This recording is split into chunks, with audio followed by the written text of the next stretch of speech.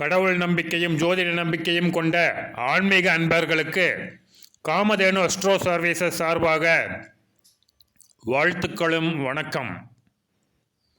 புரட்டாசி மாதம் திருப்பதி வெங்கடாஜலபதி கோவிலில் வழிபடும் கோடிக்கணக்கான பக்தர்களுக்கு சமமாக கார்த்திகை மாதம் சபரிமலை ஐயப்பன் கோயில் பக்தர்கள் வெள்ளத்தில் அலைமோதும்.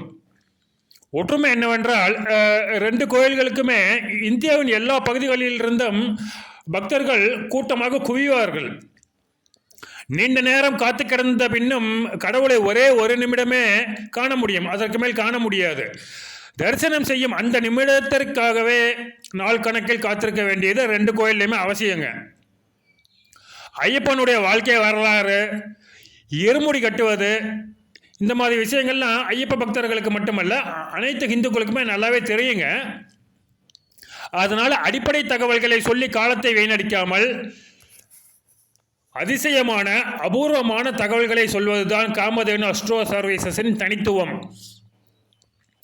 காக்கும் தெய்வமான விஷ்ணு பகவானுக்கும் அழிக்கும் தெய்வமான சிவபெருமானுக்கும் மைந்தனாக அவதாரம் எடுத்த ஐயப்பன் அதர்மத்தை, அதாவது அரக்கர்களையும் அரக்கியர்களையும் அழித்து கடவுள் பக்தி உள்ளவரை காப்பாற்றுபவரே ஐயப்பன்.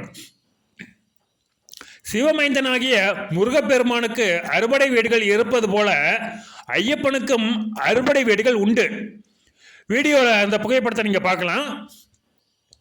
அதே போல சிவனுடைய அம்சமான பைரவருக்கு அஷ்ட பைரவ தோற்றம் உள்ளது போலவே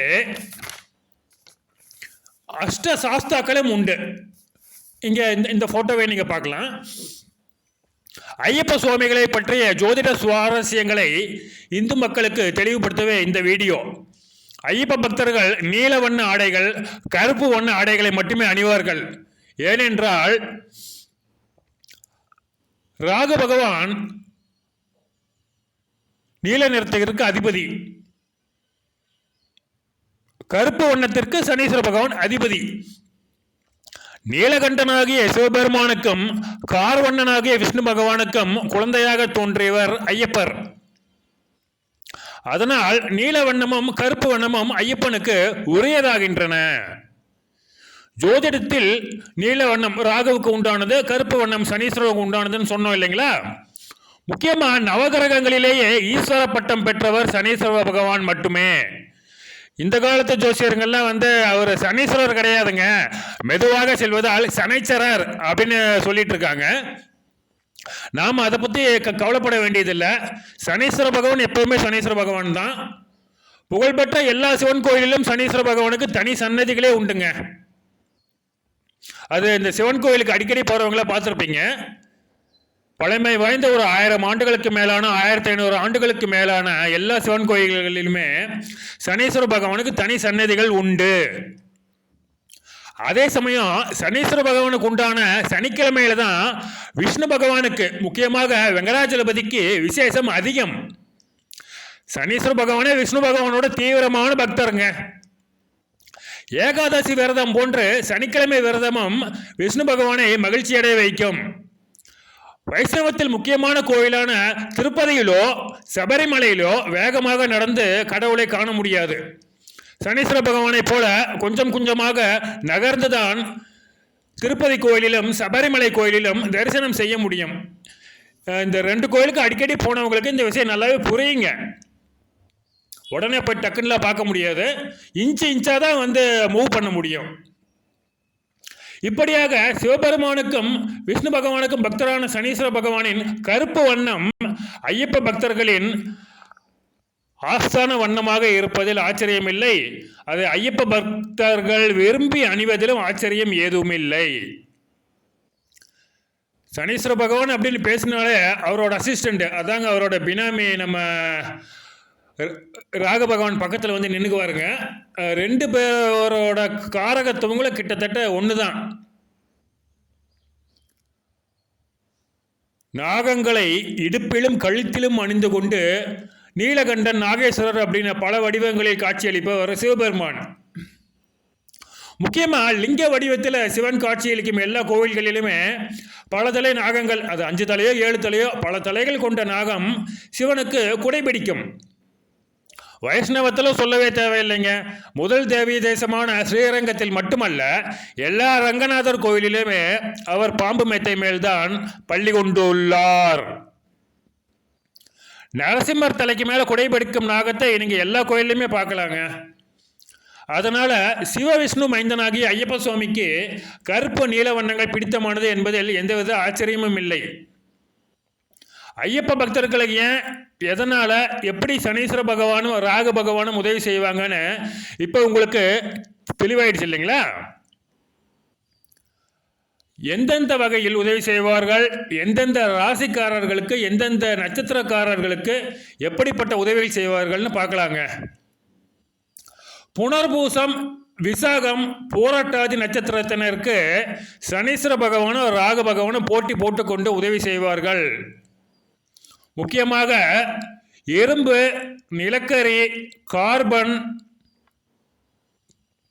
கருங்கல், அதாவது இந்த ஜல்லி கிரஷர் இருக்கு இல்லைங்களா, அது, granite, marble, tiles, petrol, diesel, மண்ணெண்ணெய், மெழுகு, grease, oil, LPG gas, CNG gas, paint, chemical, acid, soap, shampoo, battery, plastic,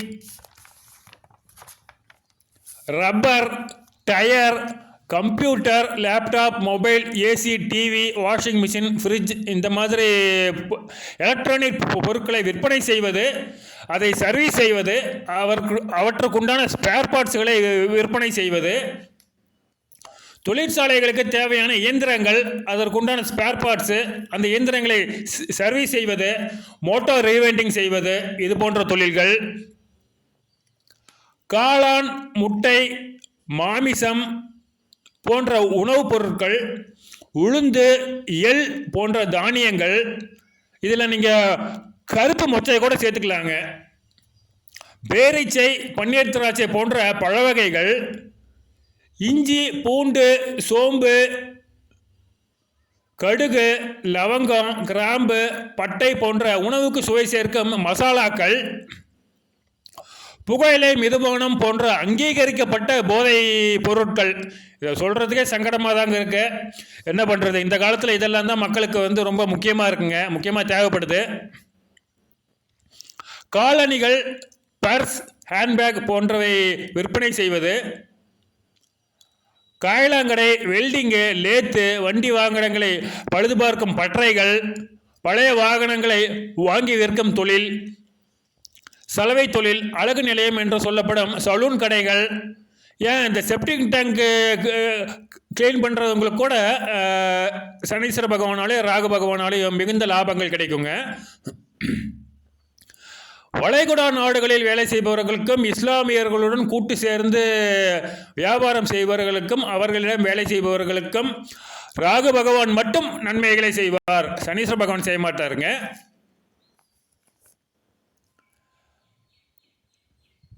அதனால் இந்த மேலே சொன்ன அந்த தொழில்கள், அதாவது அந்த விதமான பொருட்கள், உணவுகள், மசாலா பொருட்கள், இதெல்லாமே சனீஸ்வர பகவானோட கண்ட்ரோல்லையும் ராகு பகவானோட கண்ட்ரோல்லையும் தான் அங்கே இருக்குது. முக்கியமாக 2025 நவம்பர் முதல் 2027 பிப்ரவரி வரை புனர்பூசம், விசாகம், பூரட்டாதி நட்சத்திரக்காரர்களுக்கு ராகு பகவான் அழைக்குவது அதிகமாகவே நன்மைகளை கொடுப்பாருங்க. எதனால் இவ்வளோ நன்மைகள் கிடைக்கிது, எப்படி கிடைக்கிது, இவ்வளோ நாளாக அவங்க ஒன்றுமே இல்லாமல் இருக்கீங்களே அப்படின்னு யோசிச்சிங்கன்னா, அக்டோபர் 30 நாம் ஒரு வீடியோ போட்டிருக்கோங்க, பாகம் 1. அதுக்கு நீங்கள் அதை தேட வேண்டியதில்லை, யூடியூப்பில் டிஸ்கிரிப்ஷன்லேயே லிங்க் இருக்குங்க, அதை கிளிக் பண்ணிக்கோங்க. 3ஆம் பாகத்துக்கான லிங்க்கும் இருக்குங்க. அதை பார்த்தீங்கன்னா நம்ம இந்த ஐயப்ப பக்தர்களுக்கு புனர்பூசம், விசாகம், பூரட்டாதி நட்சத்திரத்தினர் ஐயப்பன் கோயிலுக்கு செல்ல வேண்டிய அவசியம் உங்களுக்கு புரியுங்க. போயிட்டு வந்தால் எந்த அளவு நன்மைகள் கிடைக்கும்னு உங்களுக்கு தன்னம்பிக்கை உண்டாகுங்க. அஸ்வினி, மிருகசீரிசம், பூசம், மகம், சித்திரை, அனுசம், மூலம், அவிட்டம், உத்திரட்டாதி நட்சத்திர சார்ந்தவர்களுக்கும் சபரிமலை தரிசனம் நல்ல பலன்களை கொடுக்கும். முக்கியமாக 2025 நவம்பர் முதல் 2026 ஜூன் முடிய அற்புதமான பலன்களை நீங்கள் எதிர்பார்க்கலாம். அக்டோபர் 30ஆம் தேதி வெளியிட்ட வீடியோ 1, நவம்பர் 5ஆம் தேதி வெளியிட்ட வீடியோ, அதாவது பார்ட் 2, அது ரெண்டையும் பார்த்தீங்கன்னா உங்களுக்கு இது தெளிவாக விளங்கும். டிஸ்கிரிப்ஷனில் லிங்க் இருக்குங்க, அதை போய் நீங்கள் கிளிக் பண்ணிக்கலாம். யூடியூப்பில் தேட வேண்டிய அவசியம் இல்லை. பார்க்கணுன்னு தோணுச்சுன்னா பார்த்துக்கோங்க. கிருத்திகை, உத்திரம், உத்திராடம் நட்சத்திரங்களுக்கு நன்மைகள் அளவோடு தான் கிடைக்கும். ஏன்னா அவருக்கு இப்போ சனீஸ்வர பகவானும் ராகு பகவானும் நன்மை செய்யக்கூடிய ஒரு நட்சத்திரங்கள் தான் இந்த 3மே. கிருத்திகை, உத்திரம், உத்திராடம் 3மே. பட் நட்சத்திராதிபதி சூரியன் சனீஸ்வர பகவானு கூட ஏதோ ஒரு வகையில் ஒத்துக்கலாங்க, ராகு பகவானுக்கு சுத்தமாக ஆகாது. அதனால் அவர் மூலமாக கிடைக்கக்கூடிய நன்மைகள் குறையும். அதே சமயத்தில் சனீஸ்வர பகவானும் ராகு பகவானும் கிருத்திகை, உத்திரம், உத்திராடம் நட்சத்திரங்களை சேர்ந்து ஐயப்ப பக்தர்களை சோதிக்க மாட்டார்கள். அவங்களுக்கு கஷ்டம் கொடுக்க வேண்டிய சூழ்நிலை வந்தால் கூட அப்படியே ஒதுக்கி போயிடுவாங்க, உங்களுக்கு தொல்லை கொடுக்க மாட்டாங்க. திருவாதிரை, சுவாதி, சதயம் நட்சத்திரங்களுக்கு கெடுபடன் கண்டிப்பாக நடக்காதுங்க. நன்மைகள் கொஞ்சம் கிடைக்கும். நீங்கள் ஐயப்பன் கோயிலோடு சேர்த்து திருநள்ளாறு, திருநாகேஸ்வரம் கோயில்களுக்கு அடிக்கடி சென்று வந்தால் நன்மைகள் கண்டிப்பாக சுவாதி, சதயம், திருவாதிரை 3 நட்சத்திரத்துக்கும் அதிகமாகுங்க. சனீஸ்வர பகவான் எப்பவுமே ரொம்ப சோதித்து பார்த்துட்டு தான் நல்ல பலன்களை செய்வார். ஐயப்ப பக்தர்கள் எருமூடி கட்டி 5 புலன்களையும் கட்டுப்படுத்தி விரதம் இருந்து கல்லையும் முள்ளையும் பஞ்சுமெத்தையாக நினைத்து நடந்து சென்று ஐயப்ப பகவானை வழிபடுவதால் சனீஸ்வர பகவான் உங்கள் வாழ்க்கை பாதையில் மலர்களை கொட்டி வைத்து உங்களை மகிழ்ச்சி அடைய செய்வார். ராகு பகவான் இன்னும் ஒருபடி மேலே போய் உங்களுடைய வாழ்க்கையில் படிக்கட்டுகளை தங்கத்தால் தகதக வைப்பார், தங்க மாளிகையில் குடியேற்றுவார். கார்த்திகை மாதம் மட்டும் மாலை போட்டுட்டு சபரிமலைக்கு போய் ஐயப்ப சுவாமியை வணங்கிட்டு வந்தீங்கன்னா இதெல்லாம் நடக்காதுங்க. எல்லா சனிக்கிழமைகளிலும் உங்கள் ஊரில் ஐயப்பன் கோயில் இல்லைனாலும் பக்கத்துள்ள ஐயப்பன் கோயில் இருந்தால் போய் கும்பிட்டு வாங்க. இதை செஞ்சீங்கன்னா அஸ்வினி, மிருகசீரிசம், புனர்பூசம், பூசம், மகம், சித்திரை, விசாகம், அனுசம், மூலம், அவிட்டம், பூரட்டாதி, உத்திரட்டாதி இந்த நட்சத்திரக்காரங்களுக்கு எல்லாமே ஐயப்ப பக்தர்கள் அப்படிங்கிறதுனால சகல வசதியோடும் உடல் நலத்தோடும் நல்லா இருப்பீங்க. அடுத்த வருஷம் 2025 நவம்பர் 17ஆம் தேதி, அதாவது கார்த்திகை மாதம் மாலை போடும்போது ஐயப்ப சுவாமி மேலே இருக்கும் பக்தியும் பாசமும் இன்னும் உங்களுக்கு அதிகமாக இருக்குங்க. கண்டிப்பாக இன்னொரு சங்கடமான விஷயத்தையும் நான் சொல்லணுங்க. பல ஆண்டுகளாக ஐயப்ப சுவாமிக்கு மாலை போட்டு சபரிமலை செய்யும் பக்தர்கள் சிலருக்கு எந்த நல்ல விஷயம் நடப்பதே இல்லையே அப்படின்னு கவலையாக இருக்கும். அது ஏன் அப்படின்னு அடுத்த வீடியோவில் பார்க்கலாம். இன்னும் 4 நாளில் அந்த வீடியோ போடுவோம். நம்பினார் கெடுவதில்லை. சுவாமியே சரணமையப்பா. நன்றி.